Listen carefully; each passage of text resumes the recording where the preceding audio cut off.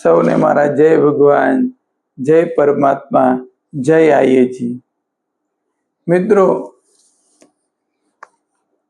જય આઈએજી એટલે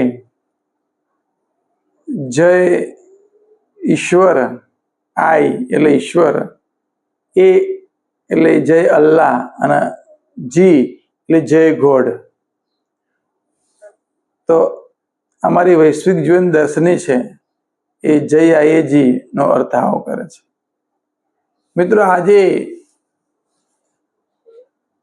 28મી તારીખ મે મહિનાની 2026 એટલે આજે બકરી ઈદ છે.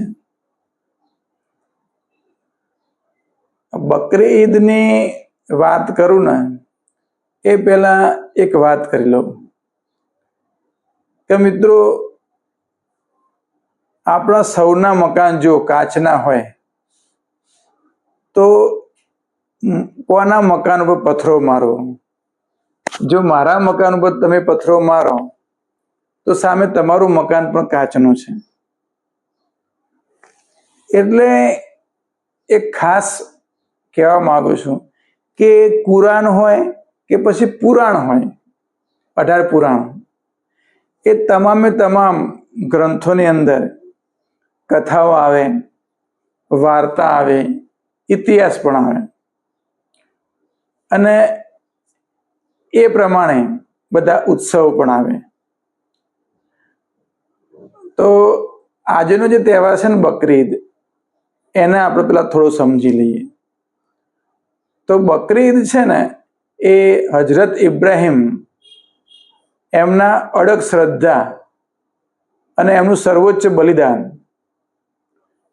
એના માનમાં આ તહેવાર ઉજવાય છે. તો સર્વોચ્ચ બલિદાન કઈ રીતે હતું એની થોડી વાત કરી લઈએ. તો હજરત ઇબ્રાહિમ અને એમના પત્ની હાજરા એ બંનેને સંતાન નહોતું. એટલે બહુ જ મોટી ઉંમર પછી એમને સંતાન થયું. અને સ્વાભાવિક છે કે ઘરમાં સંતાન ના હોય ને બહુ સમય પછી સંતાન થાય, સંતાન વહાલું પણ હોય. હવે એવું બન્યું કે એમને અલ્લાહે આદેશ કર્યો કે ભાઈ હાજરા અને આ જે સંતાન છે એનું નામ ઇસ્માઇલ રાખ્યું. તો ઇસ્માઇલ ને હાજરાને તું નિર્જન સ્થાનમાં મૂકી આવ. તો હજરત ઇબ્રાહિમ સાહેબ છે એ પોતાની પત્ની અને પોતાનો દીકરો ઇસ્માઇલ છે એમને આરબની અંદર એવા નિર્જન સુમસામ રણની અંદર મૂકી આવ્યા. અને ત્યાં ઇસ્માઇલને તરસ લાગી. અને તરસ લાગી તો એમના જે પગ છે જમીનને અડ્યા તો ત્યાંથી એક ઝરણું ફૂટ્યું. એ ઝરણું ફૂટ્યું, ત્યાંથી પાણી નીકળ્યું. અને પાણી નીકળ્યું ને એ જમઝમનો કૂવો કહેવાય છે, જમઝમનો કૂવો. અને ત્યાં પછી વસ્તી બધી આવી ગઈ અને એક શહેર બન્યું. અને જે આજનું જે મક્કા કહેવાય છે એ મક્કા પવિત્ર ધામ જે છે ને એ નામ તેમ પડ્યું. હવે પછી હજરત ઇબ્રાહિમ છે એ પોતાના પત્ની અને બાળકને ઘરે લાવ્યા છે. હવે ઇસ્માઇલ છે એ મોટા થઈ ગયા છે. એમને સતત 3 દિવસ સપનું આવ્યું. સતત 3 દિવસ એટલે રાત્રિએ સપનું આવે. અલ્લાહ એમને આદેશ આપે છે તું તને જે વાલામાં વાલી વસ્તુ હોય, વાલામાં વાલું જે હોય એનું તું બલિદાન આપ. તો ઇબ્રાહિમનું વાલામાં વાલું તો એક જ વસ્તુ હતી, વ્યક્તિ હતા, એ પોતાનો દીકરો ઇસ્માઇલ. હવે 3 દિવસ સુધી આ વસ્તુ બની એટલે પછી એને ઘરમાં વાત કરી અને પુત્રને વાત કરી, ઇસ્માઇલને વાત કરી કે ઇસ્માઇલ આ રીતનો અલ્લાહ આદેશ કરે છે અને વાલી વ્યક્તિનું બલિદાન માગે છે. તો ઇસ્માઇલ એવું કહે છે કે રાહ શું જુઓ છે પિતાજી, તમારે જે આદેશ થયો છે એનું પાલન કરો, હું તૈયાર છું. આવા પણ દીકરા હોય. ત્યારે પુત્રની પણ સંમતિ મળે છે. એટલે છરી લઈ અને જ્યારે એમનું ગળું કાપવા માટે જાય છે ને, ત્યારે જ આકાશમાંથી ફરિશ્તા આવે છે. અને જે ફરિશ્તા છે ને, એમણે આ ઇસ્માઇલના બદલે એક ઘેટું મૂકી દીધું. તો આ ત્યારથી છે ને, આ ઇસ્લામ ધર્મની અંદર ત્યાંથી આ પશુનું જે બલિદાન આપવાની પ્રથા આવી. એટલે કે હજરત ઇબ્રાહિમે છે ને સર્વોચ્ચ બલિદાન આપ્યું હતું. પોતાનું જે વહાલું હતું એનું બલિદાન આપ્યું હતું. એની અડગ શ્રદ્ધા એ બહુ ત્યાં કામ કરી ગયા છે. અને આ બકરી ઈદ છે એ ત્યાંથી એ તહેવાર ઉજવવામાં આવે. હવે બકરી ઈદ નામ કેમ પડ્યું ને એ પણ આપણે બરાબર સમજવાની જરૂર છે. મિત્રો, ફરીથી તમને યાદ કરી દઉં કે વૈશ્વિક જીવન દર્શનની છે એ કોઈ પણ મહાપુરુષની વાત આવે, કોઈ પણ મહાનુભવની વાત આવે, કોઈ પણ ધર્મની વાત આવે, કોઈ પણ સંપ્રદાયની વાત આવે ને, ત્યારે સમ્યક દ્રષ્ટિથી વાત કરે છે. દોષ દ્રષ્ટિ સાઈડમાં રાખી અને સમ્યક દ્રષ્ટિથી વાત કરવામાં આવે છે. મિત્રો, અહીં બકરી ઈદની આપણે વાત કરતા હતા. તો બકર શબ્દ છે ને, બકર શબ્દ, બકર એટલે કે નાના મોટા પ્રાણીઓનો સમૂહ. આ આપણા દેશનો સંસ્કૃત શબ્દ નથી, આરબ શબ્દ છે. તો બકર શબ્દ એટલે કે નાના મોટા પ્રાણીનો સમૂહ. અને પછી એમાંથી બકરા શબ્દ આવી ગયો, પછી એમાંથી બકરી આવી ગયો અને બકરી ઈદ એમ આનું નામ પડ્યું. ખરેખર આનું નામ છે, તહેવારનું નામ છે ઈદ અલ અજા અને ઈદ અલ જુહા, એટલે કે સર્વોચ્ચ બલિદાન. મિત્રો, આ તહેવારમાં જેમ આપણે તમામ તહેવારો હોય છે એમ સરસ મજાનો તહેવાર ઉજવાય. સૌ બધા સરસ મજાના કપડાં પહેરે, ઘરની અંદર એક સરસ મજાનો માહોલ હોય અને આ પશુનું બલિદાન આપવામાં આવે. એટલે પશુમાં લગભગ આપણા ભારત દેશની અંદર બકરો કે બકરું જે હોય એનું બલિદાન આપવામાં આવતું હોય છે. અને પછી એના જે માંસ છે એના 3 ભાગ કરવામાં આવે. પહેલો ભાગ છે એ પોતાના પરિવાર માટે, બીજો ભાગ છે એ પડોશીને આપવામાં, અને ત્રીજો ભાગ છે એ ગરીબ લોકોને આપવામાં આવે છે. આ રીતે બકરી ઈદની ઉજવણી કરવામાં આવે છે. ગરીબોને દાન પણ કરવામાં આવે છે. ઘણી જગ્યાએ ગરીબોને દાન કરવાનો પણ પ્રથા છે.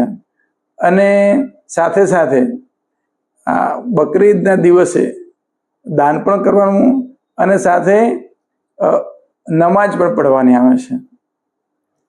હવે મિત્રો, આ જે બકરી ઈદનો જે તહેવાર છે એની આપણે વાત કરી. હવે હજરત ઇબ્રાહિમ કોણ હતા એ પહેલા બરાબર સમજી લેવું પડશે. તમામ વિશ્વના તમામ લોકોએ આ વાત બરાબર સમજવી પડશે કે હજરત ઇબ્રાહિમ કોણ હતા અને હજરત ઇબ્રાહિમ ક્યારે થયા એનો સમય જોઈએ. અહીંયા બરાબર સમજવાની વસ્તુ આવે છે કે હજરત ઇબ્રાહિમ છે એમના જન્મને 4000 વર્ષ થઈ ગયા. બરાબર. એ જ્યારે એમના સમયમાં ન કોઈ ઇસ્લામ ધર્મ હતો કે ના ખ્રિસ્તી ધર્મ હતો કે ના યહૂદી ધર્મ હતો. આ બરાબર સમજવાની જરૂર પડશે. હવે આપણે એક વસ્તુ સમજી લઈએ કે હજરત ઇબ્રાહિમ હતા, એમને 2 દીકરા હતા. જે એક દીકરાની આપણે વાત કરી હતી કે હજરત ઇસ્માઇલ, અને બીજા દીકરા હતા એ હજરત ઈશાક હતા. હવે આ બંને દીકરા હતા, એમનો જે વંશ વેલો છે એ બરાબર સમજી લઈએ.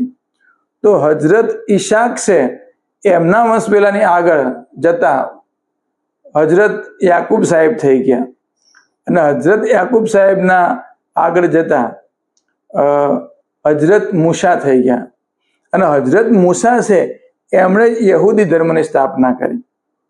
એટલે આજથી 4000 વર્ષ પહેલા યહૂદી ધર્મની સ્થાપના થઈ. અને એમના જ વંશોની આગળ જતા હજરત ઈશા થઈ ગયા, જેમણે ઈસુ ખ્રિસ્ત કહેવાય, જેમણે ખ્રિસ્તી ધર્મની સ્થાપના કરી, અને એ સ્થાપના કરે 2000 વર્ષ થઈ ગયા. આ બાજુ જે બીજો વંશવેલો છે એટલે કે બીજા દીકરાનો જે વંશવેલો છે હજરત ઇસ્માઇલ સાહેબનું, એમના આગળ વંશવેલાની અંદર પૈગંબર મોહમ્મદ સાહેબ થઈ ગયા, જેણે ઇસ્લામ ધર્મની સ્થાપના કરી.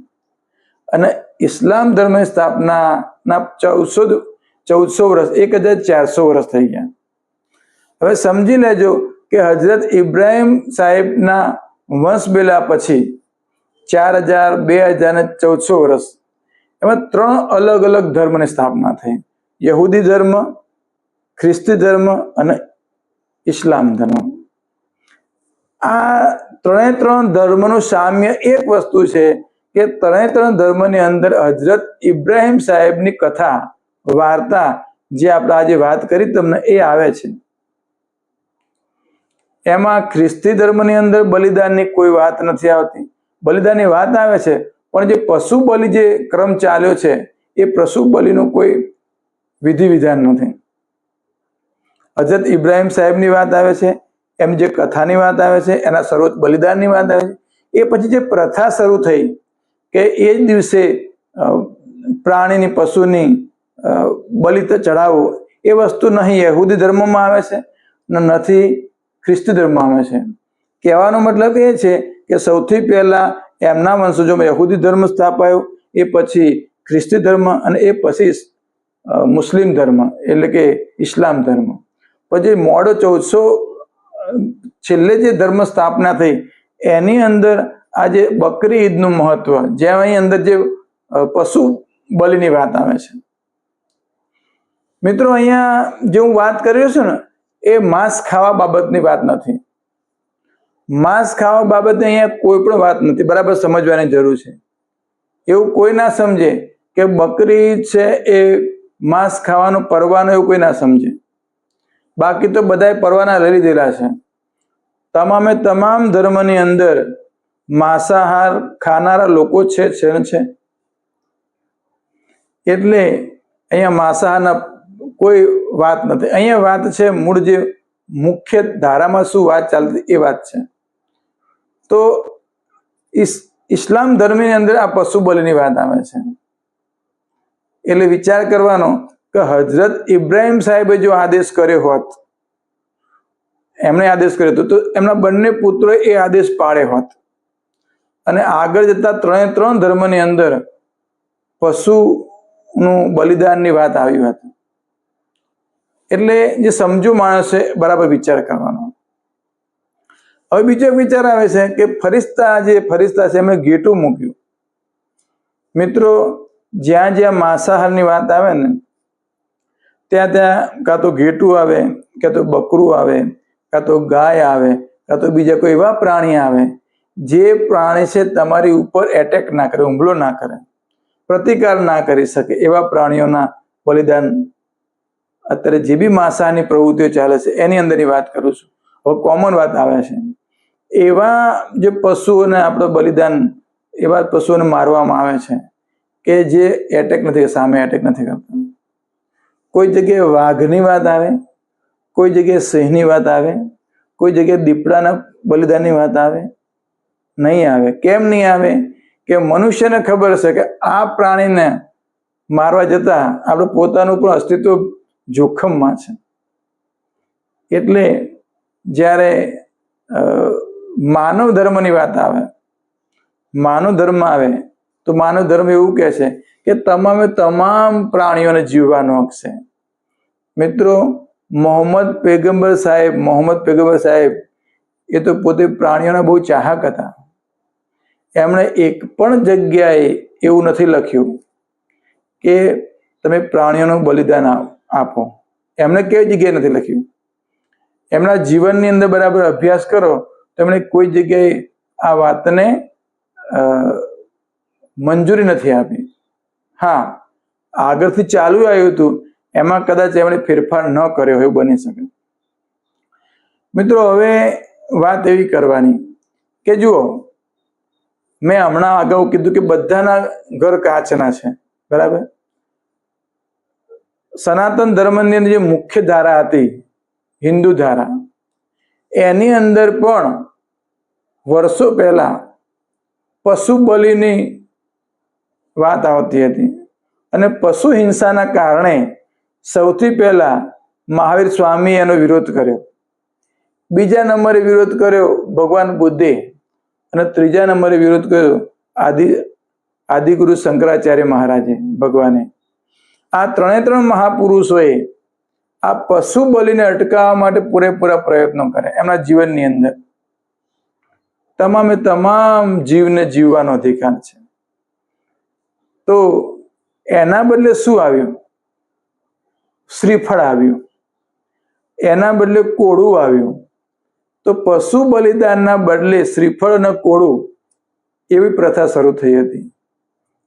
તો એવું પણ અહીંયા જો સમજુ લોકો હોય ને તો આવું કરી શકે છે.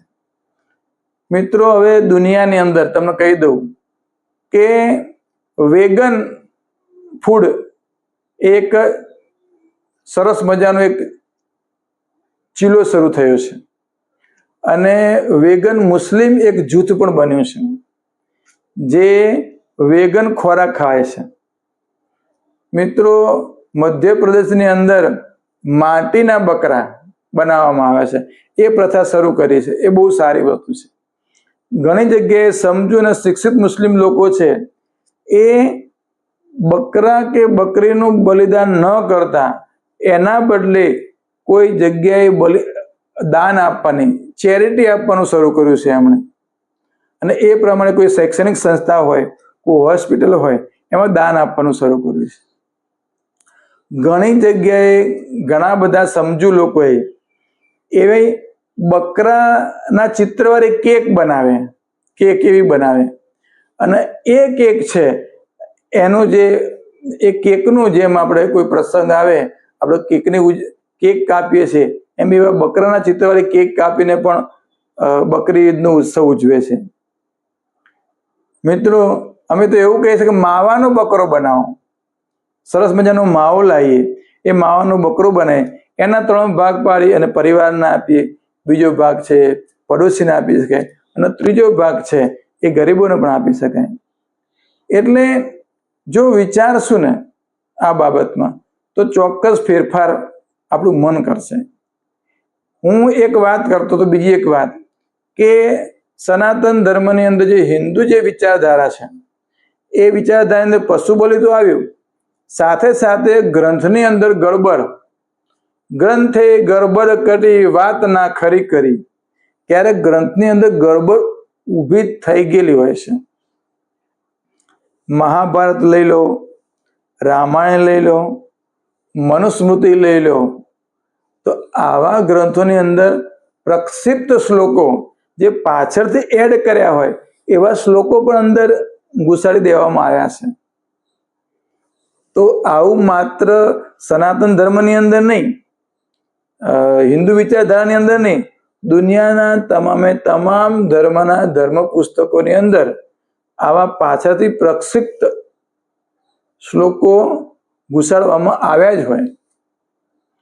જ્યાં જ્યાં માનવતા વિરોધી કોઈ પણ કાર્ય આવે, જ્યાં જ્યાં આ સૃષ્ટિના એક પણ જીવ માટે કંઈ પણ અજુગતું કાર્ય આવે સમજી લેવાનું એ પ્રક્ષિપ્ત છે.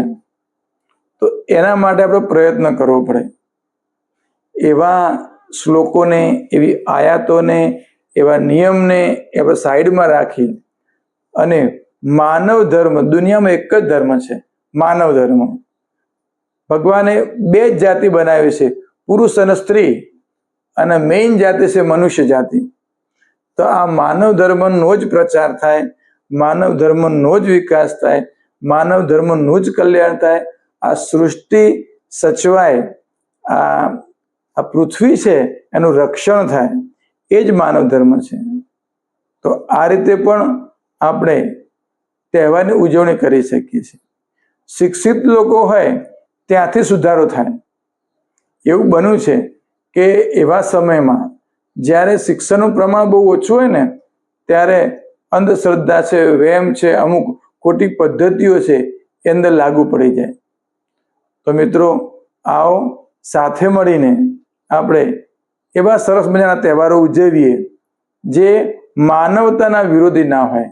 જગતના એક પણ પશુને હેરાન કરતા ના હોય એવા આપણે એવા તહેવારો ઉજવી શકીએ છીએ.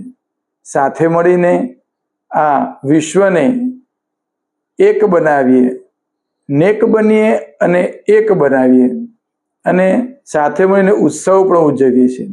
કેમ કે ઉત્સવ છે ને આપણને સૌને પ્રિય છે, ગમે આપણને. ઉત્સવના કારણે જીવનની અંદર નવીનતા આવે, જીવનની અંદર નવનીત આવે, નવનીત લાવે. તો બકરી ઈદના આજના દિવસે ઈદ અલ અઝા સૌ વિશ્વજનોને મારી શુભકામનાઓ. અને જે આ વિચારધારામાં મતલબ કે મુસ્લિમ ધર્મ, હું ધર્મ નથી કહેતો, માનવ ધર્મ એક જ ધર્મ છે, બાકી તમારી પાસે વિચારધારાઓ છે. આ જે વિચારધારા મુસ્લિમ વિચારધારામાં જે પણ લોકો નિભાવી રહ્યા છે એમને પણ શુભકામના આપું છું. સૌને મારા જય ભગવાન, જય પરમાત્મા, જય આયેજી.